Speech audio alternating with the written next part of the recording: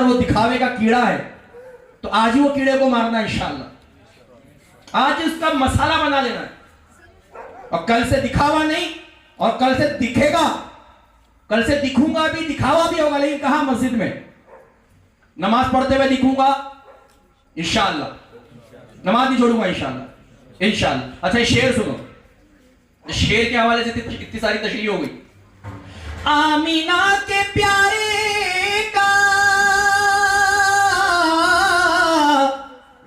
सब्ज गुंबद वाले का जश्न हम मनाते हैं, जलने वाले जलते हैं, जश्न हम मनाते। आप लोग सुभान अल्लाह नहीं बोलते हो क्या? बस इतनी सी आवाज में नारे लगते हैं यहाँ पे? नारे लगते हैं क्या? अच्छा देखो कैसे लगा, तो जरा देख लूं मैं भी। नारे तकबीर, नारे रिसालत,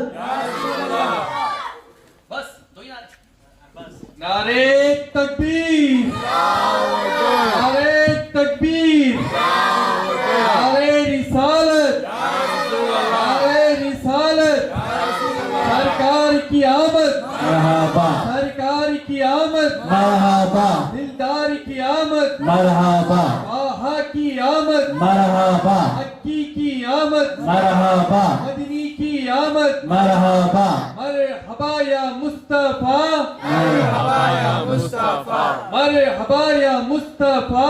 अच्छा कोई बताएगा ये नारे क्यों लगाए जाते हैं? ये हमारा हाल है सुन्नियों का, नारे लगाते हैं लेकिन पता ही नहीं क्यों लगाते हैं। यानी हम सिर्फ जो है ना जुलूस में और अफरा तफरी वाले माहौल में नजर आ जाएंगे, जहां पे आस्तीन चढ़ाकर बात करने वाली बात होगी हम नजर आ जाएंगे, लेकिन जहां सर झुकाकर इल्मी गुफ्तगू करने की बात आई, हम पतली गलियां है यहाँ पे, हाँ है, तो पतली गली से निकल जाएंगे।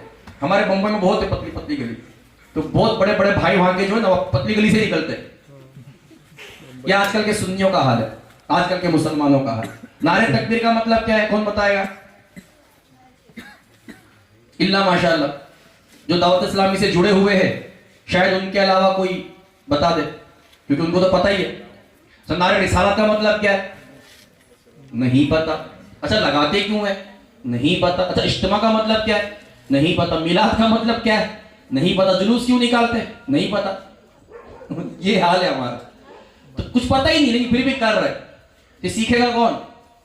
हमारे बाजू वाले चाचा है ना, मेरा छोटा भाई सीखेगा, मैं नहीं सीखूंगा, मैं बड़ा हो गया, अब मैं सिखाने वाला बन गया, दुनियादारी सिखाता हूं लोगों को, कैसे फ्रॉड करने का, कैसे माल धोखे से बेचने का, और कैसे गालियों में यूनिक गालियां लाने का। आज मैं बड़ा हो गया, अब मेरे को इल्म हासिल करने की हाजत नहीं है ना, तो ये हमारा हाल है। तो ऐ मुसलमान, तू इसलिए पैदा किया गया था कि जब गैरों के बीच में कोई मामलात हो जाए तो तू आए और उनका फैसला करे। तुझे इसलिए पैदा किया गया था। तुझे फिल्में देखने के लिए अल्लाह ने पैदा नहीं किया है, माज़अल्लाह। हमारा आज का मुसलमान, और बिलखुसूस नौजवानों से अर्ज कर रहा हूं मैं, इनको पता होगा कि पिछले फ्राइडे को कौन सी फिल्म रिलीज हुई थी, इनको पता होगा। अच्छा, अभी कुछ हमारे स्टेट में इलेक्शन चल रहे हैं, किसका पल्ला भारी है ये इनको पता होगा, है? मूजी ने क्या बोला, उसने क्या बोला, इसने क्या बोला, सब पता है।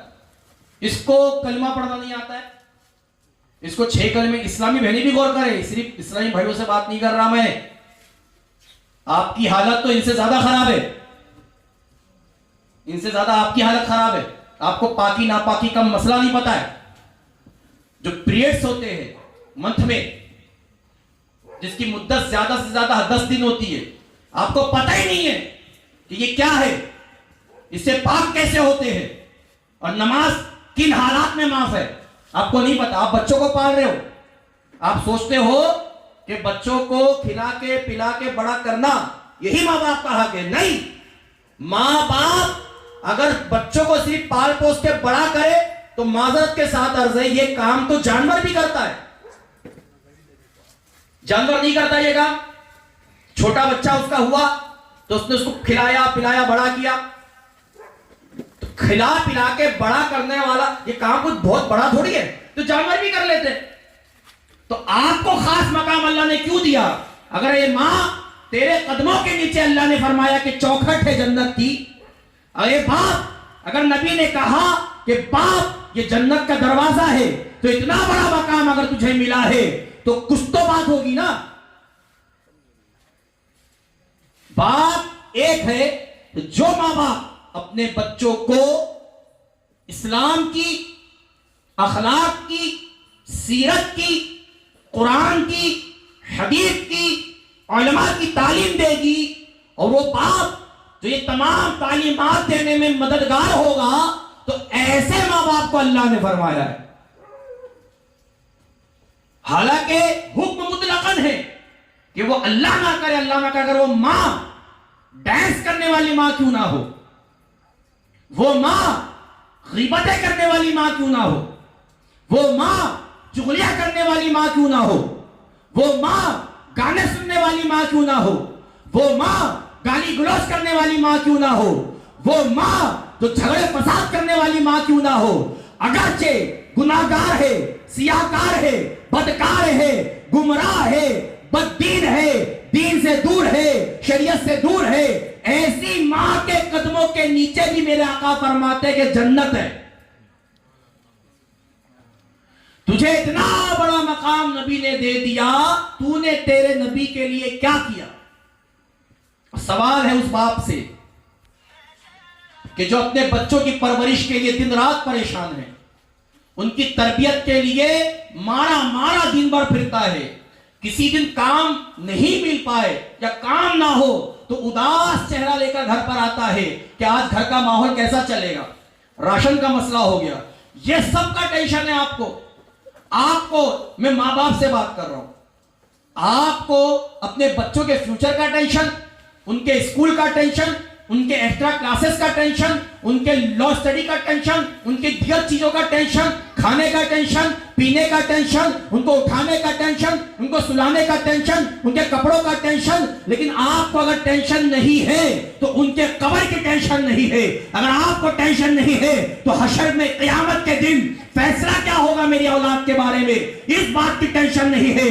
अगर आपको टेंशन नहीं है तो इस बात की टेंशन नहीं है कि मरते टाइम आपकी औलाद कलमा पढ़ेगी या कलमा पढ़े बगैर मर जाएगी। आपको इस बात की टेंशन नहीं है कि मरने के बाद कब्र के अंदर के सांप बिच्छू कफन फाड़ कर मेरी औलाद के जिस्म पर कब्जा जमा लेंगे।